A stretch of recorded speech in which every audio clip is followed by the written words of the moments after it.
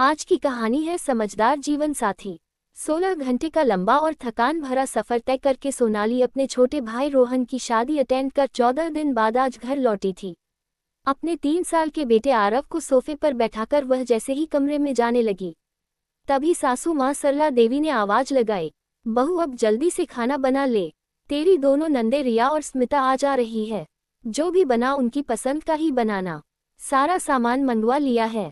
कमरे की ओर बढ़ते सोनाली के कदम वहीं रुक गए। उसने मन ही मन सोचा, उन्हें तो पता था कि मैं आज लंबा सफर तय करके लौट रही हूँ, फिर आज ही आने का क्या मतलब, जबकि वह तो यहीं पास में रहती है और हर रविवार आ ही जाती है। इतने में बाहर से ऑटो का हॉर्न बजा। अभय, सोनाली का पति, पैसे देकर अंदर आया और थके हुए सोफे पर बैठ गया। अरे बेटा, बहुत थक गया है ना? सरला देवी ने कहा, तेरा ससुराल इतना दूर क्यों है रे? पता होता तो मैं तेरी शादी वहां कभी नहीं करती। अभय मुस्कुराते हुए बोला, माँ अब ये सब हमारे बस की बात कहाँ। जहाँ बच्चों का काम होता है माता पिता वहीं चले जाते हैं, पापा वहां अकेले क्या करते। सरला देवी ने होंठ दबाते हुए सोनाली की ओर देखा। अब खड़ी खड़ी क्या कर रही है? जा फटाफट चाय बना, देख नहीं रही यह कितना थक गया है। अभय हंसते हुए बोला, अरे माँ, मैं ही अकेला थोड़ी ना थका हूँ, ये भी तो साथ थी। ये ट्रेन में बैठी बैठी क्या थक गई, कोई काम थोड़ी ना कर रही थी। माँ ने तंज कसा। सोनाली ने कुछ न कहा और बैग की तरफ देखने लगी। अभय बोला, तुम जाओ, चाय बना रहा हूँ, मैं बैग रख देता हूँ। वह रसोई में चली गई। पीछे से अभय ने बैग उठाया तो सरला देवी बोली, अरे अभी आया है, थोड़ा आराम कर ले, वह खुद रख देगी। माँ, उसमें मेरा भी सामान है, मैं रख दूँ तो जल्दी फ्री हो जाऊंगा। वैसे सोच रहा हूँ बाहर से ही खाना मंगवा लूँ, बहुत भूख लगी है और सोनाली भी थक गई है। क्या बाहर से खाना मंगवाएगा? तेरी दोनों बहनें आ रही है, क्या उन्हें होटल का खाना खिलाएगा? माँ, सोनाली भी तो इंसान है, थक गई है, ऊपर से आरव को संभालते सालते हालत खराब हो गई। एक बच्चा है और थक गई। मैं 3 बच्चों के साथ ट्रेन में जाती थी ननिहाल, तब तो कोई नहीं आता था मदद करने। अभय ने शांत से कहा, माँ आपने जो झेला वह आपकी ताकत थी, पर उसे बहू पर थोपना सही नहीं।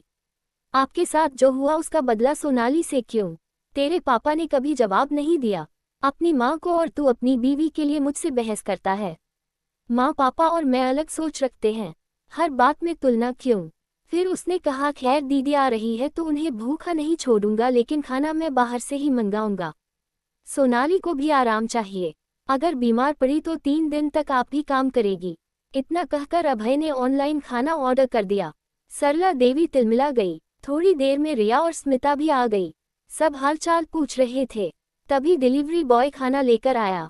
रिया ने आश्चर्य से पूछा, क्या बात है भाभी, आज बाहर का खाना? सरला देवी धीमे स्वर में बोली, आजकल की बहुओं को नंदों के लिए खाना बनाने में आलस आता है। ये सुन सोनाली चुप रही, वह कुछ बोलती तो माँ का गुस्सा बढ़ जाता। अभय और सोनाली ने मिलकर खाना परोसा, सब साथ बैठकर खाने लगे। रिया बोली, सोनाली तू सच में बहुत भाग्यशाली है, ऐसा समझदार पति और ससुराल सबको नहीं मिलता, वरना हम तो नंद देवर को खिलाते खिलाते परेशान हो जाती हैं।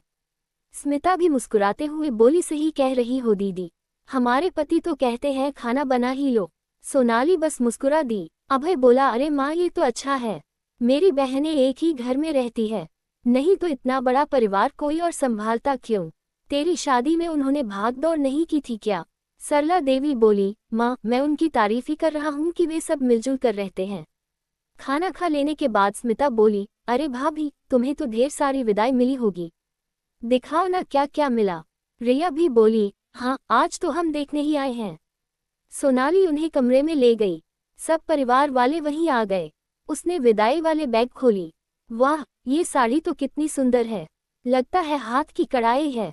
हाँ दीदी, माँ ने स्पेशली मेरे लिए बनवाई थी, बहुत सुंदर है, स्मिता बोली। तभी सरला देवी बोली, स्मिता अगर पसंद है तो रख ले, भाभी तो दे ही सकती है। सोनाली के चेहरे की मुस्कान गायब हो गई।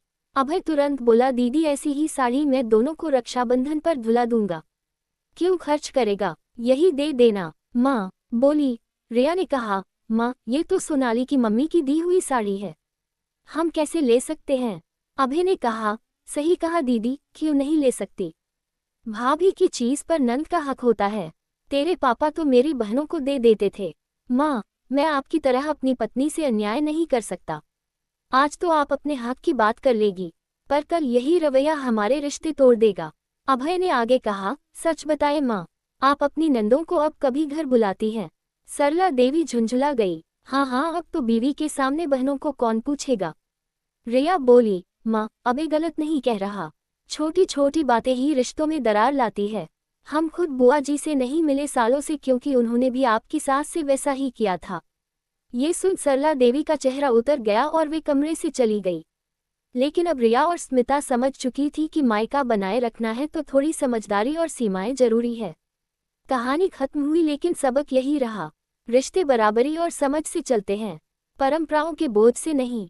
अगर यह कहानी आपके दिल को छू गई हो तो लाइक करें, शेयर करें और चैनल को सब्सक्राइब करें।